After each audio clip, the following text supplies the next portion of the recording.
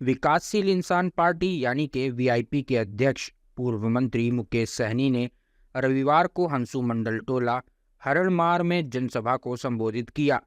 वे निजी हेलीकॉप्टर से रविवार को गंगा पार दियारा स्थित बरियारपुर प्रखंड के हरणमार पंचायत पहुंचे थे। यहां उपस्थित जनसमूह को संबोधित करते हुए उन्होंने कहा कि राजनीतिक रूप से संगठित समाज ही आगे बढ़ेगा। उन्होंने कहा कि पहले रानी के कोख से ही राजा पैदा होता था, पर संविधान ने हमें वोट की शक्ति दी है। आज वही राजा बनेगा जिसके पास वोट होगा। हमें इस अधिकार और ताकत को पहचानना है। उन्होंने कहा कि निषाद समाज के विकास के लिए जरूरी है कि हम एकजुट होकर अपने अधिकारों के लिए संघर्ष करें और अपने नेता और पार्टी के साथ खड़े रहें। उन्होंने कहा कि आज हमें जायज अधिकार के लिए संघर्ष करना पड़ रहा है। इसका एकमात्र कारण है कि हमारे पूर्वज अपने अधिकार के लिए जागरूक नहीं हुए। कई राज्यों में आज निषादों को आरक्षण का लाभ मिल रहा है, लेकिन बिहार, यूपी और झारखंड में इस समाज को आरक्षण का लाभ नहीं मिल रहा है। ऐसे में निषाद समाज को अपने वोट की ताकत और अपने अधिकार को समझने की जरूरत है। इस सभा में सैकड़ों की संख्या में लोग शामिल हुए।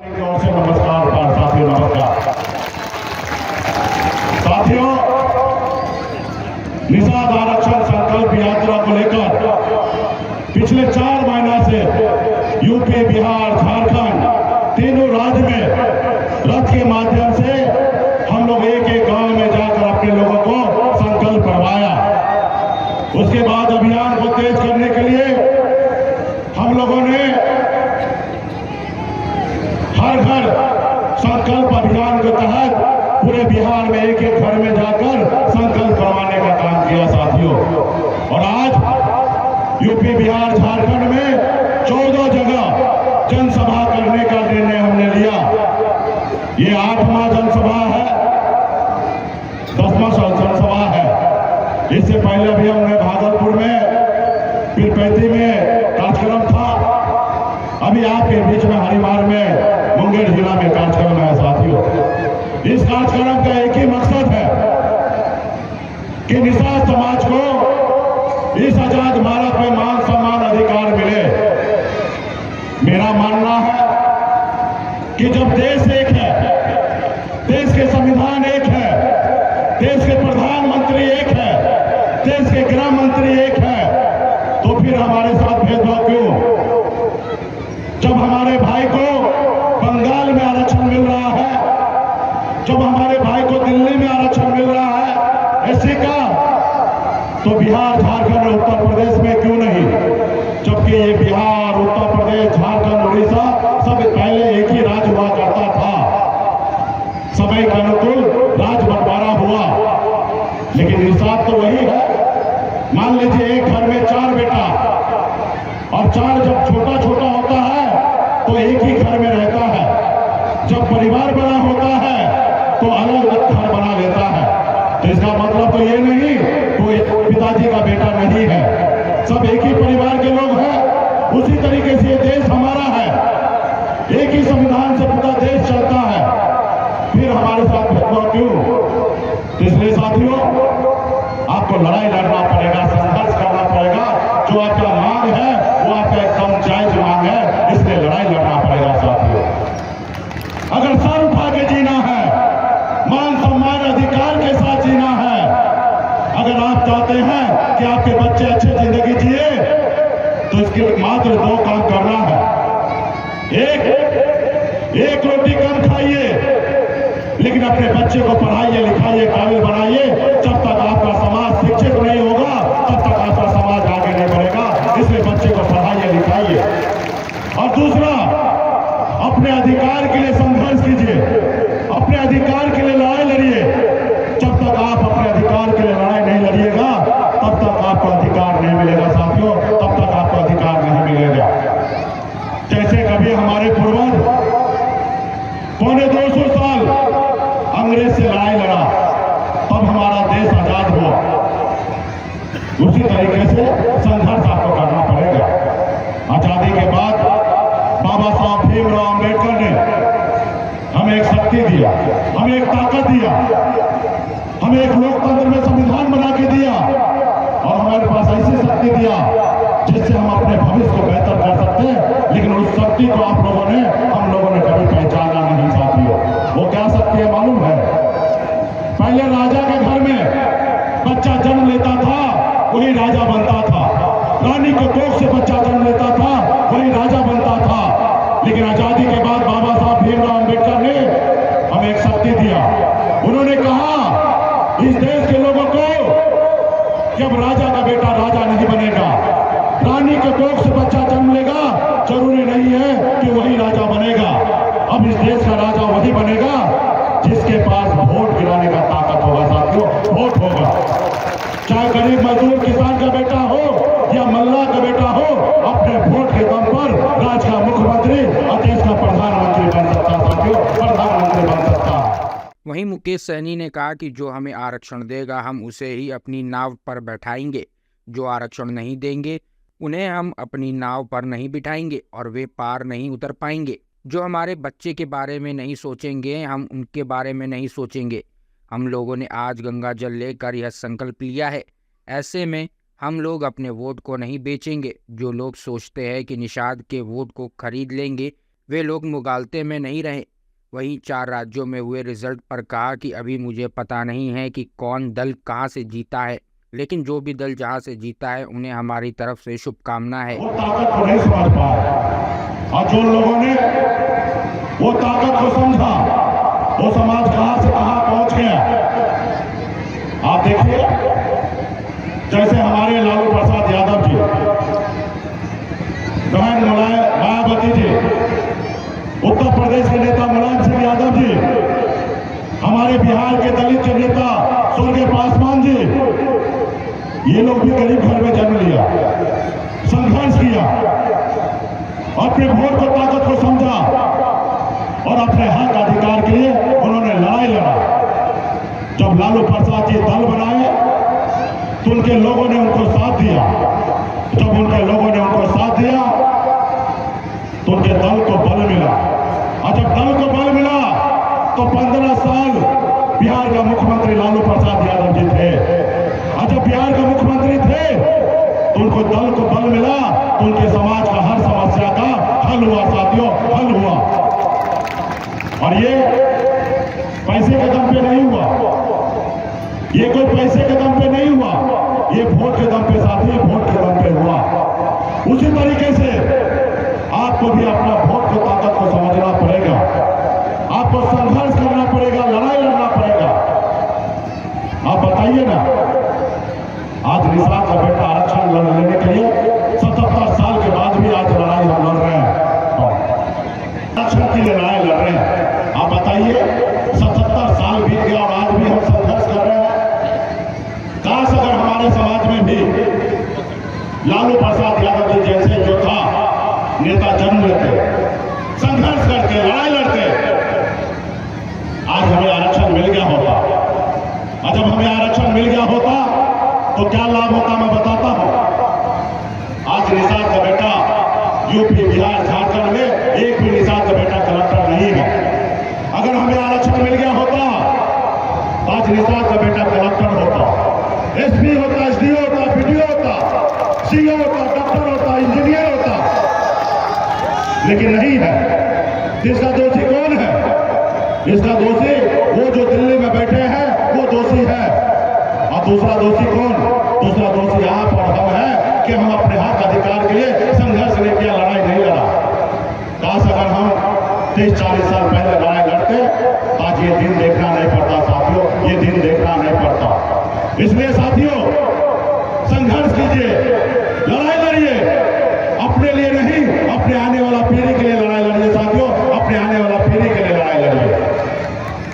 आज मुझे देखिए, आज इस मुकाम तक मैं पहुंचा हूं, मैं संघर्ष के बदौलत पहुंचा हूं। मैं कोई रतन टाटा या अंबानी के घर में जन्म नहीं लिया, मैं भी साधारण परिवार में जन्म लिया, जहां पे पिताजी मछली मारते थे, दादाजी मछली मारते थे, ऐसे घर परिवार में मेरा जन्म हुआ। जहां अगर एक रोज मछली ना मारे तो दूसरे रोज घर पे खाना कैसे बनेगा, उसके लिए समस्या था। साल उम्र में घर परिवार को छोड़कर बॉम्बे जैसे शहर गया, मेहनत किया, संघर्ष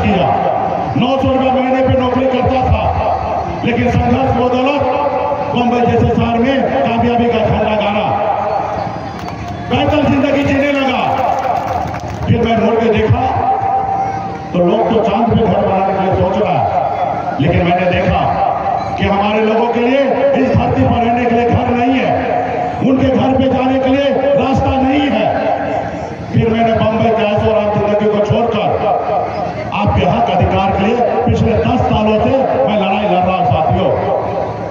ये बात अलग है कि 10 सालों में हमने आरक्षण नहीं ले पाया, लेकिन बिहार में 10 सालों में हमने कम उपलब्धि हासिल नहीं किया।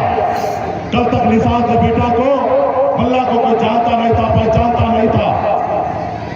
आज बिहार ही नहीं पूरा देश के लोग जानने पहचानने लगा साथियों। ये आपका और हमारा ताकत है साथियों।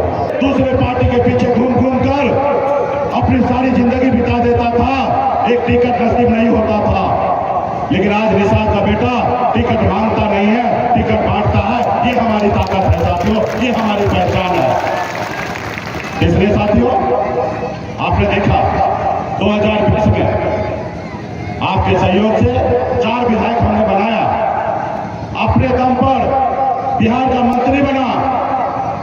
आजाद भारत में पहली बार एक निषाद का मल्ला का बेटा के सहयोग से बिहार में मुख्यमंत्री बना साथियों, बिहार में मुख्यमंत्री बना। अगर हम समर्थन नहीं देते तो बिहार का मुख्यमंत्री नीतीश कुमार जी नहीं बनते। तो ये साथियों ये हमारी उपलब्धि है।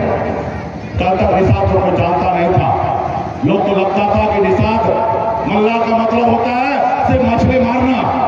हमने बिहार को बताया कि निषाद का मतलब ये नहीं है, मल्ला का मतलब ये नहीं है कि सिर्फ मछली मारना। निषाद का मल्ला का बेटा बिहार का नेतृत्व भी कर सकता, हमने बिहार को दिखा दिया। वहीं भाजपा पर कटाक्ष करते हुए कहा कि जब से मैंने संकल्प यात्रा निकाली है तब से बीजेपी के नेता मुझे एनडीए में शामिल होने के लिए ऑफर दे रहे हैं। उन्होंने कहा कि आज भाजपा वालों को कहता हूं कि मैं तुम्हारे साथ नहीं हूं, तुम जीरो हो। मुकेश सहनी ने कहा कि भाजपा वाले कहते हैं कि मेरे साथ आ जाइए और 2025 में बिहार के मुख्यमंत्री आपको बना देंगे। उन्होंने कहा कि भाजपा वालों को कहा है कि हम मल्लाह का बेटा है, जाल में मछली फंसाते हैं, लेकिन हम किसी के जाल में नहीं फंसते हैं। हम झोपड़ी में रहेंगे लेकिन तुम्हारे महल में नहीं रहेंगे। मुकेश सहनी ने कहा कि हम वो केवट महाराज नहीं हैं जो दरिया पार करा देंगे। उन्होंने कहा कि अगर हमारे नाव पर बैठना है तो किनारे लगाने से पहले निषाद आरक्षण लागू करे, नहीं तो पार करने के बजाय गंगा के बीच मझधार में नाव ही पलट देंगे और मैं तैर कर बाहर निकल जाऊंगा। लेकिन आपको पता ही होगा, आपके गांव में भी ऐसे लोग मिल जाते होंगे। अगर आपके गांव में कोई तरक्की करता होगा तो दूसरे लोग तो जलन होता है और उसको टंगड़ी पकड़ के खींच लेता है। उसी तरीके से उन लोगों को अच्छा नहीं लगा जिन लोगों ने हमारे बाप दादा को हजारों साल से गुलाम बना के रखा था, उनको अच्छा नहीं लगा। वो देखा कि मुकेश सहनी बिहार का मंत्री बन गया है, ये सोया हुआ समाज को जगा रहा है। ये जो कल तक हमारे पैरों तले कुचला हुआ करता था, आज मालिक कैसे बन गया? कल तक जो गुलाम था वो हमारी बराबरी कैसे कर रहा है? उन्होंने षड्यंत्र के तहत आपका विधायक खरीद लिया, आपको मंत्रिमंडल से बाहर करवा दिया। उसको मुझसे तकलीफ नहीं था, उनको आपसे तकलीफ था। वो देखा कि सोया हुआ निषाद समाज है, ये जिस रोज जग जाएगा उस रोज अकेले अपने दम पर लालू जी के जैसे सरकार बना लेगा। इसको छोड़ो, इसको रोको।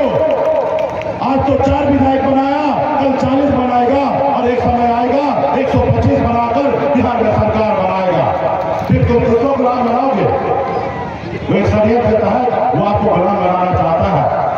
ये निर्णय आपको लेना है कि आपको आजाद भारत में गुलाम बन के रहना है या मालिक बनना है। ये निर्णय आपको लेना है साथियों, ये निर्णय आपको लेना है। ये निर्णय आपको लेना है कि जितने कष्ट के साथ आज आप जिंदगी जिए हैं, क्या आपके आने वाला बच्चा ऐसी जिंदगी जिए? ये निर्णय आपको लेना है कि वो सर उठा के जिए या गुलामी के जैसे जिंदगी जिए। ये निर्णय आपको लेना है। इसलिए साथियों आप देखिए, आज 1 महीने के बाद ठंड आ जाएगा, दिसंबर का महीना होगा। लोग अपने घर से बाहर नहीं निकलेंगे, लोग अपने रजाई से बाहर नहीं निकलेंगे, लोग अपने कंबल से बाहर नहीं निकलेंगे। लेकिन उसी जगह पे आपका भाई, आपका बेटा, आपका पति घर से बाहर निकलेगा ठंड में, गंगा जी में उतरेगा, झील में उतरेगा, तालाब में उतरेगा, फिर मछली मारेगा, फिर बाजार में बेचेगा, तब उसके घर पे चूल्हा जलेगा साथियों, तब उसके घर पे चूल्हा जलेगा। जीने का अधिकार नहीं है, नहीं, उनको भी अधिकार है अच्छा जिंदगी जीने के लिए, लेकिन उसके लिए कौन लड़ेगा? उसके लिए तो आप ही को लड़ाई लड़ना पड़ेगा। अगर आप नहीं लड़िएगा तो कौन लड़ेगा? आज आपने देखा ना, लालू प्रसाद यादव जी, रामविलास पासवान जी, मुलायम सिंह यादव जी, इन लोगों ने लड़ाई लड़ा, संघर्ष किया और विरासत में देखिए पॉलिटिकल पार्टी दे दिया। तेजस्वी प्रसाद यादव जी को मेहनत करना पड़ा, नहीं करना पड़ा, डायरेक्ट डिप्टी सीएम बन गया। आज अगर हमारे बाप दादा भी इतनी बड़ी पार्टी बना के दिया रहता, आज हमको इतना परेशानी नहीं उठाना पड़ता, हम भी डिप्टी सीएम बन गए रहते। लेकिन आज अगर हम संघर्ष करेंगे, हम एक पॉलिटिकल पार्टी विरासत में हम अपने आने वाला पीढ़ी को देंगे, तो उसको इतना परेशानी का सामना नहीं करना पड़ेगा साथियों, वो डायरेक्ट डिप्टी सीएम बन जाएगा। तो इसके लिए आपको लड़ाई लड़ना पड़ेगा, हमको लड़ाई लड़ना पड़ेगा आने वाला पीढ़ी के लिए। आज भाजपा वाला कहता है, जब से हम लोगों ने संकल्प यात्रा निकाला, जब बिहार में अकेले चुनाव लड़के दिखाया गोचा में कि तुम्हारी औकात क्या है और मेरी हैसियत क्या है, जब वो 5 पार्टी मिलकर 45,000 वोट लाया और हम अकेले 30,000 वोट लाए, उस लोगों ने पूरे बिहार को दिखा दिया कि मेरी ताकत क्या है। हम नहीं तो तुम जीरो हो, हम अगर नहीं है तुम्हारे साथ तो तुम जीरो हो। आज हमारे पीछे लगा है, कहता है साहनी जी जो गलती हुआ उसको माफ कीजिए, हमारे साथ आ जाइए गठबंधन में या हमारे पार्टी में आ जाइए और अगला 2025 का मुख्यमंत्री आप ही को बनाते हैं, मेरे साथ आ जाइए, दल को विलय कर लीजिए। हम कहे भाई, हम अल्लाह का बेटा है, जाल में मछली फंसाते हैं, जाल में फंसते नहीं है। हम अपना झोपड़ी में रहेंगे, लेकिन झोपड़ी का बादशाह बने रहेंगे। तुम्हारे महलों में आकर हमें गुलामी नहीं करना, तुम्हारे महलों में आकर हमें गुलामी नहीं करना। उनको मुझसे तकलीफ नहीं हो, तो हमको सीएम बनाना चाहता है, वो आपको गुलाम बनाना चाहता है। लेकिन हमने निर्णय लिया है कि नहीं, आपके हक अधिकार के लिए लड़ाई लड़ेंगे। आज जिस मुकाम पे हम पहुंचे हैं वो आपका देन है, मेरा कोई देन नहीं है, ये सब आपका देन है।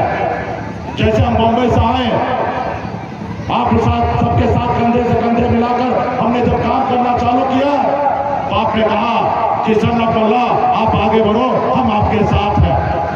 तब जाके इसी मैंने परिवर्तन लाया, 4 विधायक बना, मंत्री बना। ये आपका सहयोग है साथियों। जब तक आपका साथ रहेगा तब तक हम लोग चैन से नहीं बैठेंगे। जैसे दशरथ मांझी ने कहा था कि जब तक तोड़ेंगे नहीं तब तक छोड़ेंगे नहीं, उसी तरीके से जब तक हम लोग आरक्षण लेने लेंगे तब तक हम लोग चैन से बैठेंगे नहीं साथियों, चैन से बैठेंगे नहीं। तो हम भी दशरथ मांझी हैं, जब तक तोड़ेंगे नहीं वो तब तक छोड़ेंगे नहीं साथियों, तब तक छोड़ेंगे नहीं। इसलिए साथियों आइए, मजबूती से लड़ाई लड़िए। और हम तो उस कुल खानदान के लोग हैं जहां हमारे पूर्वज भगवान श्री राम को पार लगाए थे, हम उस केवट महाराज के वंशज हैं। और भगवान के सहयोग से इस बार भी हमारे पास नाव हुई है चुनाव चिन्ह। इस नाव पे जिसको बैठना है वही दिल्ली तक पहुंचेगा साथियों, वही दिल्ली तक पहुंचेगा। और हम पहले वाला केवट महाराज नहीं है कि हम कहेंगे कि प्रभु आपको हम यहाँ पार लगा देते हैं और आप वहां पे हमको पार लगा दीजिएगा। हम इतना गलती करने वाला नहीं है साथियों। हम तो कहेंगे भाई अगर तुमको अगर पार लगना है तो नाव पे बैठने से पहले तुम आरक्षण लागू करो, वरना नाव पे बैठने नहीं देंगे साथियों, नाव पे बैठने नहीं देंगे। अब कहीं अगर तुम जबरदस्ती करोगे तो बीच नदी में लेकर जाके और नाव को पलटी मार देंगे तो डूब जाओगे वहीं पे। हम तो केवट के संतान हैं, हम पार लग जाएंगे, ट्रेन के बाहर निकल जाएंगे। इसलिए साथियों 2024 का चुनाव है, मोदी जी को प्रधानमंत्री बनना है और कांग्रेस पार्टी के राहुल गांधी जी को प्रधानमंत्री बनना है। ना ही आपको बनना है ना मुझे बनना है, हमें तो सिर्फ आरक्षण चाहिए। इसलिए साथियों हमारा नारा है आरक्षण नहीं तो गठबंधन नहीं, गठबंधन नहीं तो वोट नहीं। अब इसके लिए मजबूत इरादा के साथ सभी को संकल्प करना पड़ेगा कि हम अपने आने वाला पीढ़ी के लिए लड़ाई लड़ेंगे। उनको बताना पड़ेगा कि मोदी जी हम आपके साथ नहीं हैं, अगर हम साथ हैं तो हम अपने बच्चे के साथ हैं, हम अपने बच्चे के भविष्य के साथ हैं, हम तुम्हारे साथ नहीं है। उनको बताना पड़ेगा। जो है बहुत चालाक है, उनको पता है कि जब आप अपना वोट बेच सकते हो तो आपको राजा क्यों बना। आप उनके पास बहुत पैसा है, आप देखते होंगे टीवी मीडिया में वो बनाया हुआ सरकार गिरा देता है, वो बनी हुई सरकार गिरा देता है, विधायक खरीद लेता है, सांसद खरीद लेता है, आपका वोट खरीद लेता है और राजा बन जाता है। इसलिए साथियों संकल्प लेना पड़ेगा कि हर हाल में एक रोटी कम खाएंगे लेकिन बच्चे को पढ़ाएंगे लिखाएंगे। संकल्प लेना पड़ेगा कि हम अपना वोट अपने बच्चे का भविष्य के लिए गिराएंगे। सभी लोग लीजिए, सभी लोग हाथ में लीजिए, सभी लोग लीजिए भाई, हाथ पे मिलो, सभी लोग ले लीजिए। चलिए और हम संकल्प पत्र पढ़ रहे हैं, आप लोग भी पढ़िए। मैं बाबा केवल महाराज भगवान वेद व्यास प्रभु श्री राम भगवान गौड़ा के साथ बाबा अमर सिंह, बाबा जय सिंह महाराज, बाबा कारिक महाराज, बाबा कोयला, माता कमला, अमर सही चुपासानी, वीरांगना फूलन देवी और अपने पूर्वज को साक्षी मानकर हाथ में गंगा जल लेकर संकल्प करता हूँ कि अपने समाज और अपने आने वाला पीढ़ी के लिए हर परिस्थिति में संघर्ष करूंगा और अपनी विकासशील इंसान पार्टी के साथ रहूंगा। पार्टी जो निर्णय लेगी हम उस निर्णय के साथ रहेंगे। हम संकल्प लेते हैं एक रोटी कम खाएंगे लेकिन अपने बच्चे को पढ़ाएंगे लिखाएंगे। जय बिहार, बहुत बहुत धन्यवाद। अगर आपको हमारा वीडियो पसंद आया हो तो इसे लाइक करें, सब्सक्राइब करें और साथ ही बेल आइकन दबाना ना भूलें।